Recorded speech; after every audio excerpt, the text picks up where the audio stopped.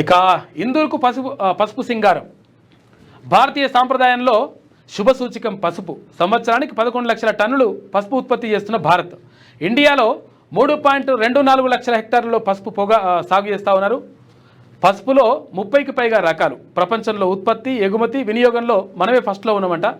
తెలంగాణ, మహారాష్ట్ర, కర్ణాటక, తమిళనాడు పసుపు ఉత్పత్తిలో బేస్ ఉన్నాయి. ఇక ఇందూరు అంటే నిజామాబాద్. ఇందూరులో బోర్డు ఏర్పాటుతో నూతన వంగడాల అభివృద్ధికి ఊతం. అంతర్జాతీయ మార్కెట్తో అనుసంధానం అని చెప్పేసి ఒక వార్త కనిపిస్తూ ఉంది.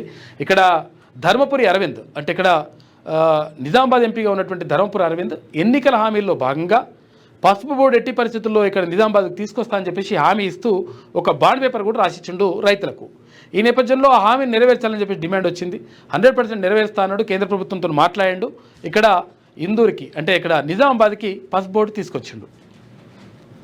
రేపు నిజామాబాద్కు అమిత్ షా పసుపు బోర్డు ప్రధాన కార్యాలయాన్ని ప్రారంభించనున్న కేంద్ర మంత్రి, భారీగా ఏర్పాట్లు చేస్తున్న బీజేపీ శ్రేణులు అని చెప్పేసి ఒక వార్త కనిపిస్తూ ఉంది.